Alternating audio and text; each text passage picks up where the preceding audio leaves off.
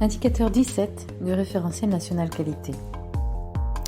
Cet indicateur demande que le prestataire mette à disposition ou s'assure de la mise à disposition des moyens humains, techniques, adaptés et d'un environnement approprié. Donc approprié en termes de conditions, de locaux, d'équipements et de plateaux techniques. En termes d'attendus, il est à démontrer que les locaux, donc les équipements, les moyens humains sont en adéquation avec la ou les prestations que vous proposez.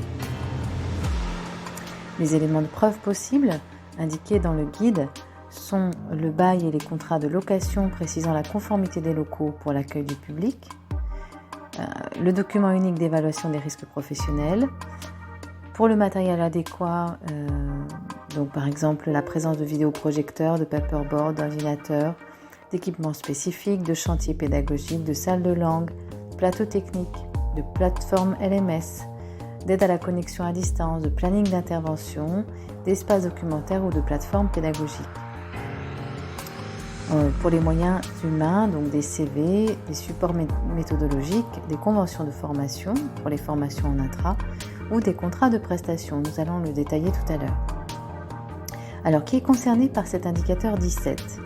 L'indicateur 17 concerne l'ensemble des prestataires concourant au développement des compétences, donc les centres de formation classiques, les centres de VAE, de bilan de compétences et enfin les CFA. Comment répondre à cet indicateur 17 ? L'objectif de l'indicateur 17 de la certification Calliope est de démontrer que les locaux, que ce soit en inter ou en intra, que les équipements, même chose en inter et en intra, ainsi que les moyens humains sont adaptés aux prestations. Quelles sont les preuves possibles que vous pouvez présenter ? Le guide indique des exemples de preuves que vous pouvez présenter.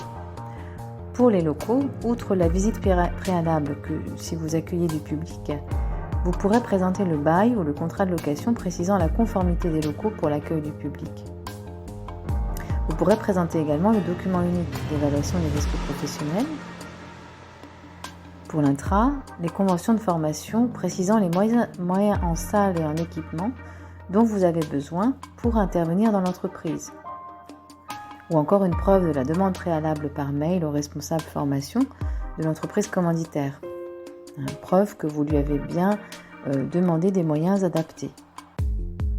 Pour le matériel, là aussi, lors de la visite des locaux, vous pourrez présenter les équipements présents dans la salle, dans une salle que vous utilisez le plus souvent, et montrer qu'elle est adaptée à l'accueil du nombre habituel de personnes dans vos formations, et présenter tout plateau technique, le cas échéant, pour les formations techniques, voire pour les écoles, l'espace documentaire disponible ou encore l'espace multimédia. Enfin, pour les moyens humains, vous pouvez présenter tout support qui démontre l'adéquation des moyens humains, à savoir les CV des formateurs ou des référents pédagogiques, les supports méthodologiques ou pédagogiques aussi, des contrats de prestation ou encore un organigramme. Voilà. Enfin, pour les centres de bilan de compétences, précisons qu'il y a une obligation spécifique, à savoir qu'ils doivent mettre à disposition des moyens dédiés à l'activité spécifique du bilan de compétences et un environnement garantissant la discrétion et la confidentialité des échanges doit être prévu. Le cas échéant, l'habilitation des personnes devant faire passer des tests est demandée et précisée.